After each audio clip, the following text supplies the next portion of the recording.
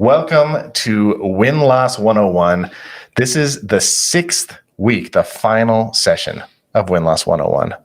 I'm excited that you're here joining us, and I'm also excited to be joined with two amazing win-loss experts.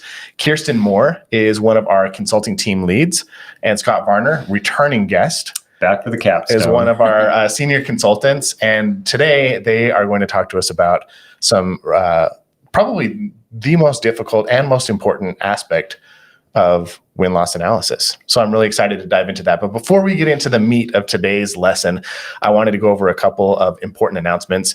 Number one, I want to let you know if you're watching live, please engage with us on the chat. We watch for your little messages. We love the questions that you submit.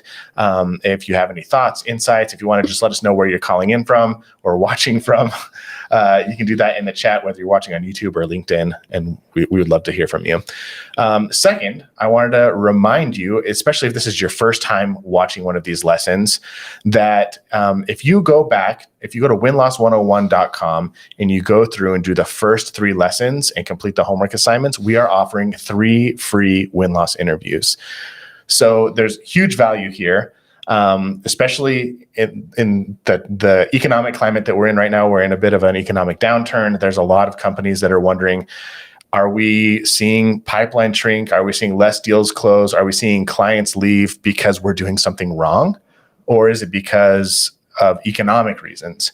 And if you don't have clarity around which one of those things is making your buyers and your customers make the decisions that they're making, you could change your entire go-to-market, your marketing strategy, your sales strategy, your customer support strategy unnecessarily. And so I just want to make sure these win-loss interviews could help you gain some clarity around whether or not you're doing something wrong, or if the struggles that you're facing right now are due to factors outside your control. So that's something to take us up on. It's almost like you're suggesting win-loss feedback can be used to take action if you report on it well. Yeah, that's a great segue into what we're going to be talking about today. So one last thing before we dive into the topic. Great. I just want to let you know, if you've enjoyed tuning in with us over the last 5 weeks, today's the 6th week, we're going to continue to do some live streams. We're going to continue to come back on Fridays at the same time and same place and share conversations with you that aren't directly related to this curriculum, but they do deal with how to win more, and they deal a lot with win-loss analysis. So if you want to keep joining us and diving into more details, make sure that you come back here for those conversations. Those conversations will become a podcast, the Win-Loss Show, that will be launching very soon. And so just wanted to, if you've built a habit of joining us on Friday mornings or Friday afternoons, we want to invite you to continue to come back. So, Scott, you made the segue. Yes. If I'd been born a couple decades earlier, I would have invented the segue. You would like the motorized vehicle, instead or I'm just a master of or it. the conversational. Hopefully, the conversation. You invented that Just segue. yes to both.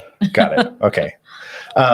So over the last couple of weeks, we've helped our attendees basically put together the groundwork, the framework of a win-loss program, and hopefully conduct some interviews, start to extrapolate and pull out some insights. And at this point, if they've been following along and doing their homework every week, they're like, okay, I have some amazing findings. Yes. And I want to make change. Yes. And you did say right out of the gate that this can be the trickiest step. And I 100% agree. I think this can be the hardest step, and it will continue to be the hardest step once you get good at building win-loss programs. It can be easy to identify the stakeholder challenges, and then you get all this excitement, you go collect the insights, you get really excited by the conversations you're having, and then you look at this mountain and wow, there's so much gold that's in here. How do I pare it down to the most important things that matter? How do I simplify this and present it in a way that the whole organization can align behind it? And now, what do we do with it?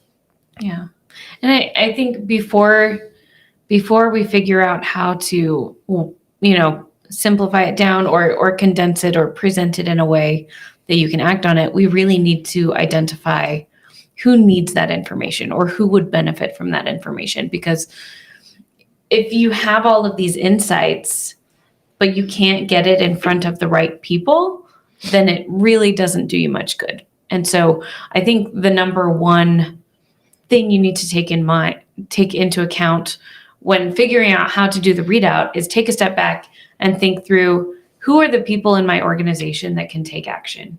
Who are the people that influence decisions? Who are the people that understand the nuts and bolts of how our product or how our service works, that could influence or help us understand if the things that we're asking or the feedback that we've gotten is actually something that we can implement. So getting that audience is key before you do anything else. Great. I can see how it would be really easy to perform 5, 10, 15, 20 interviews and have a mountain of great data that just sits in a silo and never actually impacts the organization. It doesn't actually result in change. And we got to remember, the whole reason in week 1, we talked about identifying a revenue problem that you want to investigate. And the whole reason that you did that is because we want to make a change that will hopefully move the negative decision drivers that we talked about last week and turn them into positive decision drivers. Like that's the ultimate evidence, I think, that we're making progress here. Is that fair to say? Well, that and your revenue is evidence also. I mean, we're not the originators of begin with the end in mind, but we certainly take advantage of it, that connect the insights you have back to that problem. And sometimes it's easy because sometimes the answers just align perfectly with what you need to know. Sometimes the insights maybe don't readily align with that thing you thought was going to be the golden answer. But you just have to figure out what is the data actually telling me? What's the story? Got it. Yeah. And when it doesn't align, that's an insight as well, right? You thought that you would prove out a certain hypothesis. That's not necessarily the case. That's useful to know that maybe you're thinking about your value proposition in a different way than your buyers or your customers think about it. So even information that isn't exactly what you were looking for is still information you can use. Right. Okay. So I want to go through this chronologically then. Yes. Let's say our viewers completed their homework assignment from last week. They went through some of the interviews they've been doing. They've started to pull out decision drivers. They found main categories and then specific action items or specific decision drivers that are influencing their buyers' decision making, and they're all excited to start reporting this stuff back. Before you just start telling people stuff, my guess is that you kind of want to organize everything and kind of prepare a readout of some sorts. So can we talk about how to prepare for the experience of starting to disseminate some of these results? Yeah, I think I go back to, and if we're going chronologically, the logical step for me to start is I'm taking the insights and I'm trying to figure out I'm taking the information and trying to turn those into an insight. And what is an insight? I think that's one of the key things that everyone gets stuck on when you're doing research. You might have your feedback that tells you something really clear, and it could be, wow, user experience matters to us a lot. People choose us for our user interface, and you go, okay, great. Well, what do we do with that? How do we leverage that? So to try to take that information and go from just a statement to an insight, my little formula is, okay, well, for who does this matter and when did this matter for them? And also, who are we against when that mattered? When you say for who does this matter, are you talking specifically about buyers talking about the that audience, matter? Yeah, talking about the buyers that and not the stakeholder in the company. Yeah. And using that example of for who did this matter, if we're using the user interface is the thing that matters the most, look through when I was talking to people, who are the people that matter the most for? One example that I had is I realized, user interface actually is mattering a lot for admins. People are in that admin role. And the reason why it matters to them is because they know that they can onboard the rest of the organization really fast. That there was this part of like a client's user interface that made it so they could set up users and give permissions really quick. So they said, hey, I actually was really confident that I could get them up to speed really fast. So my insight went from being we win because of user interface, but it's when we're selling to IT administrators, user interface matters because of the ease of the experience. And so then we have two things. To the admin specifically. Yeah. And now we have two things that we can do, two actions we can take with that. One is when we know we're talking to an admin, highlight that early to help us get an advantage in the sales process. And then if we are talking to somebody who's a more general user, well, what's going to matter to them about the user interface? And then by doing some like further questioning, we found out actually, like if we're not an admin, there's actually aspects of the UI that they find confusing or that they don't like as much as a competitor. So now we can shore up that potential weakness where we wouldn't have found that weakness had we just stopped with, we've got the best UI in the game. Yeah, that totally makes sense. What do you think, Kjersten? What are some things that that our listeners should be doing to prepare for a readout? Yeah. So we talked at the beginning about figuring out who your audience is. And so once you understand who you're giving that readout to or reporting out to, and you understand what Scott just mentioned as far as like where the insights are or where the information or data is coming from in terms of the buyer persona, then you can start to build that story and figure out how you're going to weave it together in a way that, again, drives action. So I think it's important to recognize that there could be multiple stakeholders or stakeholder groups. So you may need to think through the story for each stakeholder group a little bit differently. And then you're also the messenger. So we use a lot of quotes in our reporting from the buyers because essentially a buyer quote on giving exact feedback is really powerful in driving that home. So it's important to recognize that reading out insights and giving a report to stakeholder groups can be nerve-wracking because you don't necessarily know how it's going to be received, especially if there's some negative buyer feedback that you need to present. But you're giving essentially the feedback directly from the buyer. And so kind of keep in mind that you're essentially the liaison. You're the right. voice of the buyer, and you want to use their voice in these interviews to drive the point home. So it's not your opinion of the data that you're sharing. It's like, no, here's what I found, and here's 3 customer quotes that back it up. Yes. Yeah, and I think here's why those are important. Like personally, I love when I have strong feedback, even if it's negative, because I know that I'm the messenger and I'm relaying something to them that's really important. And one scenario that happens is if there's negative feedback, you know that there's going to be pushback, especially if there's a broad amount of stakeholders. If there's negative feedback about the sales process, sales managers are going to try to own that and push back. And they'll try to say, well, no, the blame really comes from here. But if you just are representing the specific quotes, I almost always give this little caveat that I learned from a client at the beginning of a readout where we were doing just that. We were passing on negative feedback. A lot of the negative feedback was about missing product capabilities. And so product is firing away and saying like, well, no, we have those capabilities, so this is just wrong. Or the feedback is coming in and saying, well, we have that capability, so it just must be sales isn't selling it right. And sales is saying, no, we're selling it right. You didn't build it right.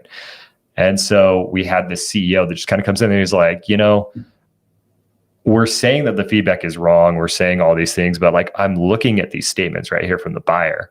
And then he gave this thing that I think is just so wise the way he phrased it, that what we're looking at may not be what we think is the reality of our business, but it's the perception of our customer. And the perception of the customer is their reality. So we need to figure out like why that isn't landing. And that restructured the rest of the conversation. So it became about closing that gap. And that's what led to us developing the plan that we could then say, okay, we're going to take these actions. Now, 3 months from now, 6 months from now, let's see if what we think is the reality and what the customer is saying is their perception are aligning. I want to step back for just a second, because if you know going into this that you have some strong feedback, whether positive or negative, it's really important to pressure test that with, for us, it's our main point of contact at the company. But if you're doing this internally at your company, pressure test it with someone from that team that the feedback is about, just because they may have perspective on the context around that and also how it's going to be perceived by the team when you do the readout.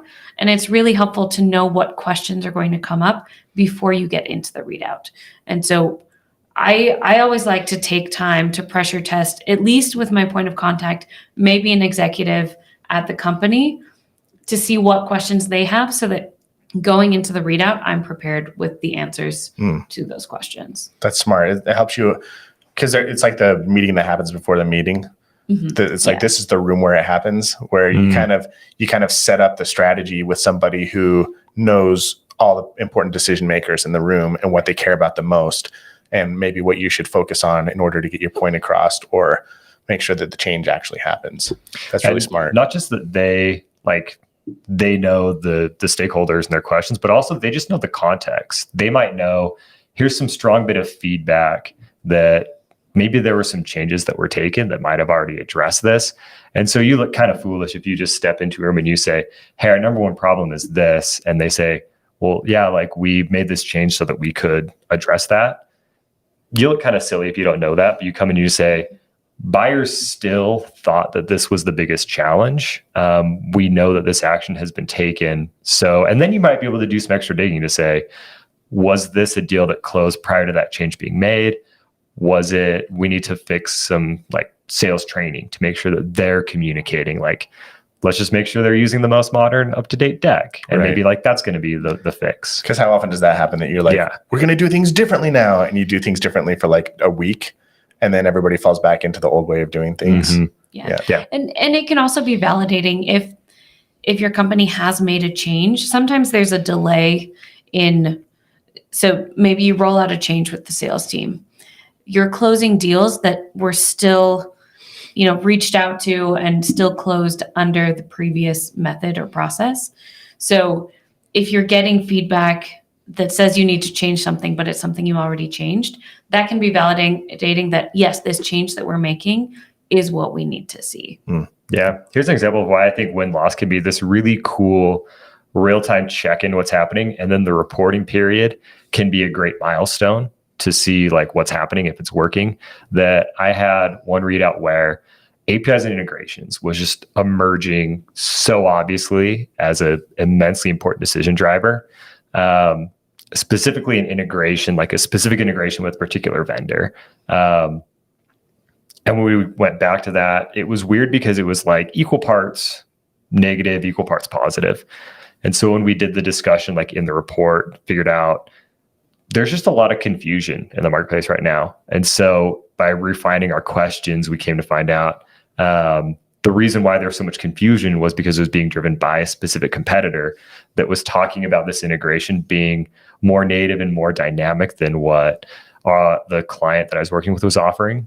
So over time, we started to see this decision driver, this particular one, like move from being a mixed to more a negative because of the competitor leveraging it to then a positive. And in kind of just asking the buyers and being very transparent with like just why we wanted to know about this driver, what we were hearing is, I don't think actually the technology has changed with the integration, but this vendor has figured out their story. They were able to communicate it to me more effectively. So like by using that report as a milestone and having that high level conversation, we could then see if their efforts were making a difference. Got it. Okay, so just to summarize really quick, best practices for preparing for a readout is 1, look for trends. 2, think about the stakeholders that these trends matter the most to, these decision drivers, these insights that you pulled. Rely on customer quotes and use those to support your findings. Talk to maybe some people that you feel comfortable pressure testing your insights with so that you can get context like, hey, we're noticing that we've got feedback that your sales process, there's a problem with your demo. for the specific persona. And if the sales team's already implemented a change, you don't want to show up and be like, hey, This is your my demo recommendation. stinks. Yeah, you need, and so that pressure testing will help you kind of learn how to deliver the results in a way that's more palatable for the people who can actually implement the change. And then just think about the overall context of your business and the landscape of the company and the competitive landscape. And all those things kind of play into preparing like a really great readout of the information you're finding. One last question I have is any tips on like, what if you find a really great quote, but it's not really a consistent thing? Like maybe you interview 15 people and 2 people talk about something and they were really passionate and really adamant about it, but you don't have saturation. Like you don't have a lot of consistent evidence that this is a problem. Do you leave those really juicy tidbits out, or do you pull them in? Do you only talk about the things that are repetitive and consistent throughout multiple interviews?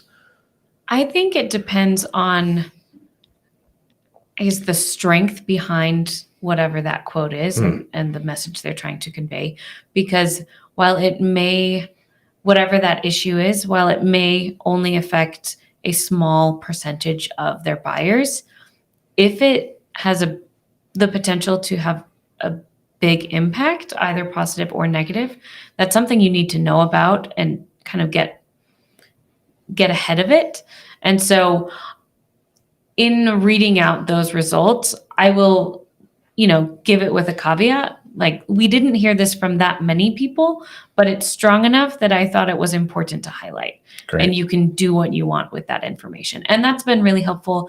I remember I had one client where there were just a few comments about the sales team not following up and just not being professional on the calls.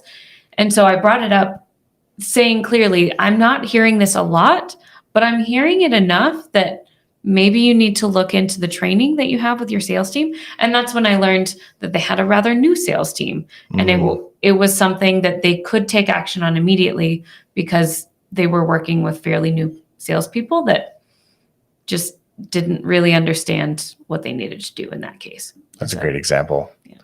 Okay, so we've talked a little bit about preparing for a readout of this information that you found. And we've started to talk about like maybe what to do during the actual readout itself. So I want to ask some more specific questions about that. Like, do you have any specific pointers when you're in the room with the stakeholders at your company, the people who can influence change? What are some things that you can do to ensure that, one, they take you seriously, and 2, that they leave the room excited and not deflated, excited to make change, excited about these new insights, and not like feeling picked on or attacked? Yeah. So I guess I have one example to start with. And this kind of depends on whether this is your first readout or if you've done it before. But it's important to get the audience engaged from the beginning. And one of the ways that I found to be really effective in doing that is if you've done a readout with them before and they've given feedback, make sure you start by summarizing, this is what we talked about before. These were your focus areas for this set of interviews. So this is how I'm going to cover those points, because it shows that you were engaged with their feedback and they have specific questions they want to answer. And so if they know that you're going to answer their specific questions, they're going to be much more engaged in the presentation. They'll probably have a lot more discussion during the presentation. And that's what I like. I like having a much more engaged audience. I don't love the readouts where I deliver everything, and at the end they're like, okay, great, thanks. So getting That's that not engagement ideal. at the front is really key. Great. And I think you could do that even when it's your first time, because assuming you did your homework well and did the things we already talked about, and you can anticipate those questions. So call those out in the beginning. I like to make sure that they know this isn't being done in a vacuum. Like, if this isn't the first time we've done it, say, hey, we learned these things before. Here's some additional things that we've gained. If it's the first time you're doing it, say, we started with these questions. Here's some, like, tease the answers you're going to give, and then also allude to the fact that we're going to go do more interviews in the future, or as we're going through this, be thinking about the additional questions that you would want to have based on these insights. I think also just ensure I have that kind of engagement out of the gate. It depends on the audience size. Like if there's enough people, like maybe there's a dozen people that you're having this readout with, I make sure my first slide that I show them is the whole narrative. It's the whole story. It's like, hey, you hired us to understand why you won and why you lost. In this interview set, here's what we learned about why we win. Here's what we learned about why we lost. And then I'll kind of just always pause and say, okay, now I've just given you like these reasons. What are the things that are standing out to you most that you're going to want to know? And I have my whole narrative planned out, but just by signaling to them and giving them the opportunity to say, oh, this insight, like I actually want to know more about that. Then I can just address those people when I get to that point in the report to make sure like they're going to be the ones that are the most engaged. Go ahead, Just a Kjersten. practical point on that. When you're presenting, at least this day and age, oftentimes it's via Zoom or Teams or some other video conferencing software. So it's really hard to take notes if you're using both of your screens to present. So I also always have a sheet of paper and a pen in the room to take notes because I can't always type it. That's a great So tip. Yeah, I also like to ask one of my direct contacts, like assign somebody ahead of time to be my moderator. Sometimes if it's a small meeting, sometimes people just send their chats in. When you have your full screen up, you're not always able to like see those super easily. It can be awkward to say, okay, let me minimize my screen. Let me open the chat window. But then if you have those readouts where there's like, you're in a QBR and there's dozens of people, just have that person ahead of time that can moderate the comments, and then they'll be your go-to. And they'll say, hey, Scott, like we got a question from blank about, and then you can address those. Right. I love that. This kind of brings up just one more thought for me. We talked about like when it's your very first readout, we talked about if you're coming back and doing a readout again. What if you're coming back and doing a readout again, but it's the first time somebody's been in attendance? Like maybe your entire marketing organization has had turnover and you've got like 3 new leaders in the room, or, sales leaders, marketing leaders, whatever. Some of the executive team has changed. Like, what do you do then if you have a history with the company? Yeah. I had that 2 weeks ago. Cool. It's a client that I've worked with for 2 years. 350 interviews we've done. Wow. And the entire C-suite had turned over. And I'm presenting to 25 people, 3 of which I already know. That's actually just a really fun scenario because many of them are new in the role. They have a lot of things they're thinking about. So straight out of the gate, it just establishes this high credibility of what I present to you right now is what has surfaced this quarter as the things that are the most important to know. What I've serviced for you is also built on a lot of context against competitor 1, 2, and 3 over the last 2 years. You don't need to like tell them the wealth of things you've learned, but just let them know that what you're surfacing on, you've surfaced these things for a reason. Yeah. And then if they want to know those additional things, like I think it really helped because they knew, oh, this is somebody that has a lot of history as they're trying to like assess their own new role. They can then say, okay, this is actually something that I've been hearing about as I've been coming into the role and you've surfaced this. Can you explain also like why? Cool. I think it also helps people feel more comfortable if you, give just a little bit of a summary of what you've learned in the past. And then it's also helpful. Sometimes the questions that are asked are questions that you didn't cover or didn't get answers to in the current set of interviews, but you do remember answers from past sets of interviews. And that can just be helpful to let them know, we do have answers to your questions, even if they weren't necessarily covered in this readout, so that they do have confidence in the work and the insights that you're. So in a way, the person who runs the win-loss program can act as almost like a glue to hold the organization together when there's turnover and change, and new leaders might come into play who don't understand like the past and the strategy that you've been working on. It doesn't always happen, but it's fun when it has. Yeah. Another role that I think the win-loss like conductor the one person can take is be a facilitator, and help drive conversations forward. And just there's kind of this layer of humility that I think I talked about, like when you're conducting the interview, have humility to know, I don't know everything in this space, and I don't need to know everything. I just need to know like what to ask a buyer. So when they say something, I can say, can you explain to me why that's important? Same thing for the report stage. We can know a lot about an industry, competitors, and a business. When we don't work there day to day, like we're not going to know everything. And so you can survey these things and say, hey, this is actually very fascinating that buyers talk about this when they talk about you. And know that there's going to be, if somebody owns product in the org, they're probably going to be able to read something and understand more than you do. Same with somebody who works on like pricing and packaging. So say, these are the things that stand out to me, and point them to how they can go into the feedback and they can look for it themselves. So that a lot of times when somebody asks a question, instead of just answering them, I say, that's a great question. Here's where you can go to do more research so that you can get additional answer. Picture. Yeah. And then follow up with them a little bit after and say, hey, remember when I mentioned that our pricing and packaging, the monthly active usage base is causing problems for users, and you were going to go look into it more. What did you uncover? And now you're refining your interview guide to get more specific answers in the next set. Yeah, similar to that. We've talked a lot about how the reporting is, the person who has done the interviews or the research, reporting out the insights. One of the things I love the most about reports and readouts is the feedback I get from whoever I'm presenting to. So I'm getting, I see what questions they're asking. I see what they're concerned about. I'm listening to the discussion, and all of that helps me be a better consultant and me be a better interviewer for the next set of interviews. So it's also when I get a question that I don't necessarily know the answer to, but somebody else on the team can answer that, I learn a lot about their product that I don't get because I'm not in there day to day.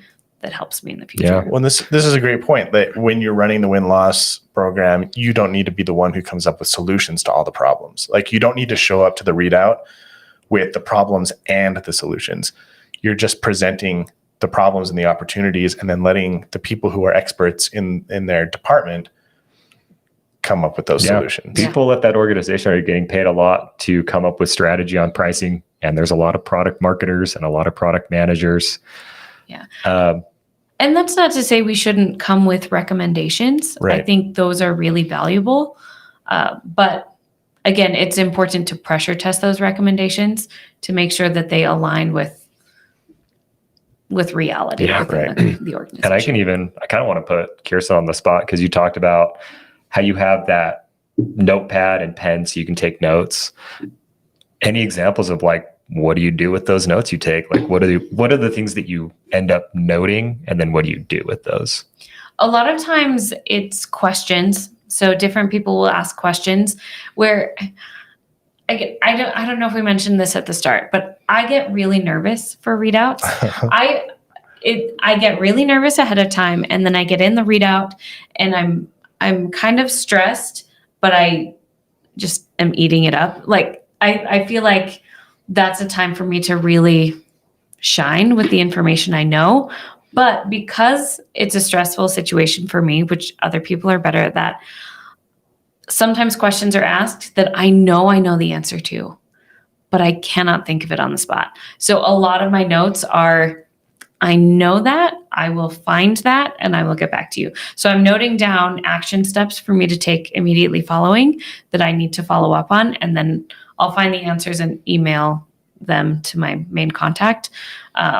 Also, any numbers that need to be clarified. So a lot of it is just questions that come up. And then I'm also marking down discussion pieces. So if I'm giving a readout and then a discussion breaks out among the audience or the stakeholders, I just sit back and listen, and I'll take notes on what they're talking about, because that tells me, oh, this is important. I need to make sure I'm asking about that in the future. So I don't necessarily tell them that's what I'm doing, but that's really valuable for me. I think I do the same thing there, where And a lot of questions that I'll get might also be, hey, we just actually implemented this change. Or if somebody asks, did anybody mention this when they're looking for more context from a quote?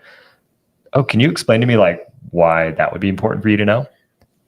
And then generally they're giving you something like, oh, this would be important to know in future things. So then I can just take those things and refine the interview guide. A week later, email that person and say, remember when you asked about this? Like, I now have that noted in my guide. I'm going to ask more about that. Cool. The only other question I have that popped into my mind was we're starting to talk a little bit now about taking action. You're taking notes about things that are important. And I think the fear a lot of people have, or the experience a lot of people have, is they wrap up this readout.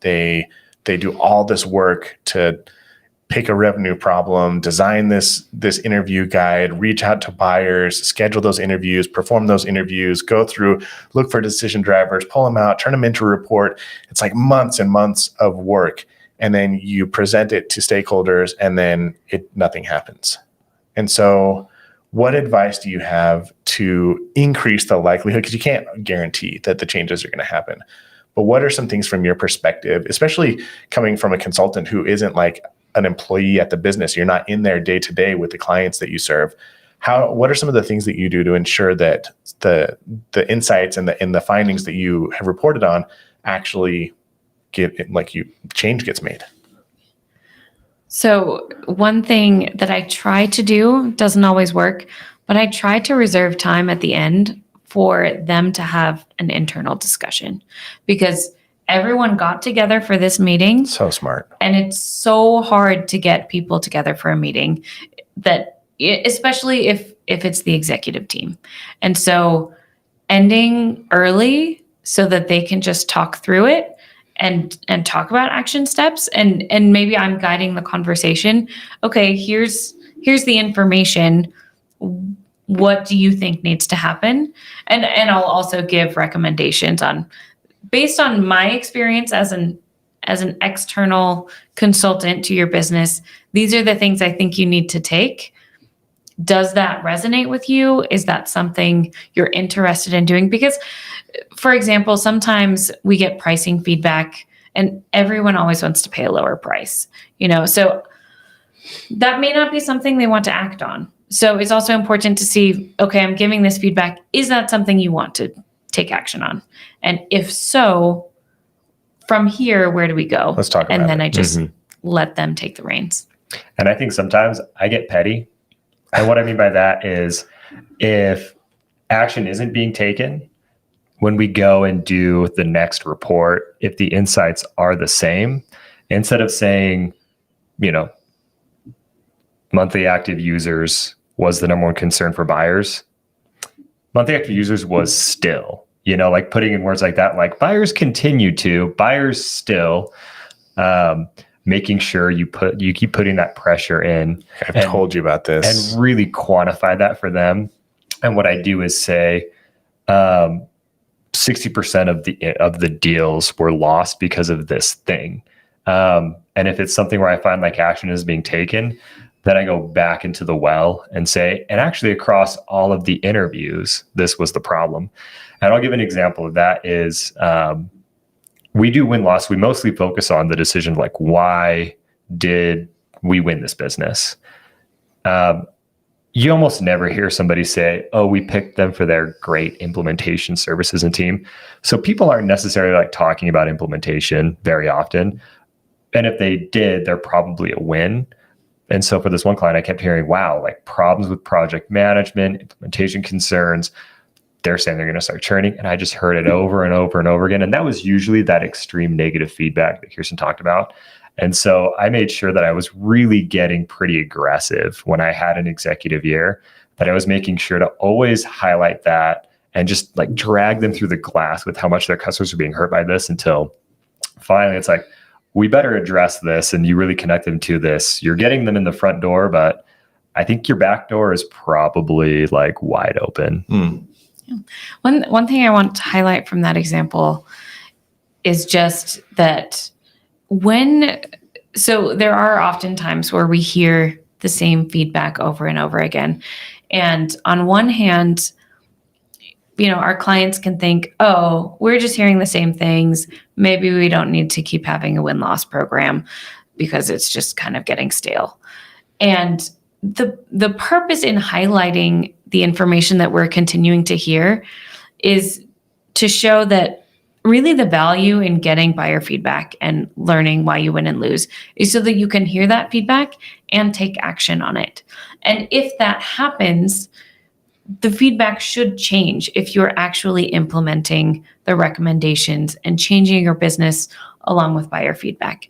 If you don't, that's a problem because maybe the insights are stale, but your business is stale because you're not taking action on it. And so it's a real red flag for me when I keep hearing the same things over and over again, because at some point there's not much more I can do if they're not willing to take action on the insights. So the value in a continuing program is that you get feedback, you implement the changes, then something else is going to rise to the surface. Yeah.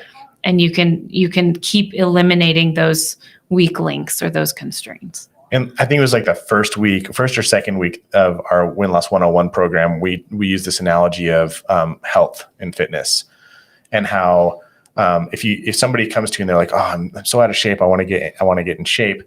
Almost everybody would give them the recommendation, hey, be more careful about what you eat, start exercising regularly, drink lots of water, get 8 hours of sleep. Just the really common knowledge, and the goal is to do those things consistently so that you get into a peak fitness, like to get in really good shape. And I feel like there's a lot of organizations that focus on best practices. They focus on training. They have software and tools that help them be really efficient with their time and scale certain activities so that they can just work at an optimal level. But there's another aspect of health that has nothing to do with those habits. And it's if you have something going on inside of your body that's wrong that you can't see. I just found a weird lump in my armpit a couple weeks ago and got it checked and it's fine. But there was concern for a little bit that, oh my gosh, it might be cancerous. And you just don't know what's going on under your body. And your company can be doing all of the best practices and can be going through the motions and using all the best tools and still be dying and still be struggling and still have big revenue issues and maybe not a very bright future because there's something going on that you just can't see. And I think that's why win-loss analysis is so powerful, is we're like the EKG. We're like the X-ray machine. We're like the oxygen monitor or the what is the thing on the Apple Watch that monitors your heart rate, the heart rate monitor. Yeah. That makes sense. But it's like we try and keep a pulse on things that are happening that we often aren't paying attention to. We're talking to the customers in ways that businesses rarely do. And in doing that, we're surfacing these problems that might have gone unseen. And if those things don't change, that says a lot about the business's health, more so than are we doing best practices and investing in all the right tools and being really efficient and scaling. Those things are great, but if you can't change and you can't adapt, that says, I think, more about your health. So I don't know. Yeah. Is that a good place to end it? Is there anything else you guys want to share about doing these readouts and leave maybe a final thought with us? I feel like I just took the wind out of everybody's sails. I think that's a great place to end. No, cool. One thing I might add is just saying, I love having this conversation with Kjersten because I'm constantly, when I make a report, walking over to pressure test my own format with you, or when you're making a report, I like to just look at the format because we both have different styles in the way we do it. And I think the way you can do this, the way you can try to drive action, make sure that you're doing it in a way that's authentic to you. There's not one way to make a good report. Great. Mm-hmm. Well, I appreciate you guys coming and sharing your thoughts. I know this is probably one of the most difficult parts of win-loss analysis, not only because it's hard to implement change and it's hard to showcase all of the findings that you've made, but it's also hard because there's not a clear right and wrong way to do it. like Scott just said. Yeah. With a lot of this other stuff, we have really solid frameworks. We have like a lot of best practices. And when it comes to delivering the report, it has so much to do with the culture of your company and the people that you're talking to and your own personality and the industry that you're a part of and what you found talking to your buyers and how sensitive people are to feedback. And there's so many factors that you need to take in. And so I think really the ultimate takeaway here is the best thing that you can do is just be mindful and be observant of the people that you're reporting to and what's most important to your business. And then do your best to deliver it in a way that's going to be best received by the people who care about it the most. So thanks for joining us. And for those of you who are watching, just one last reminder, if you go to winloss101.com, you can see a bunch of bonus resources that we have available for you. We also are giving away 3 win-loss interviews to anybody who completes the first 3 homework assignments. They're super easy. They shouldn't take you too long.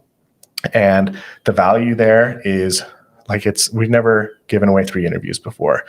It's a big time and resource commitment for us, but we want to be able to help set you up to succeed, to win more, and to diagnose some of these problems that are going on in your business so that you can survive and thrive throughout this recession.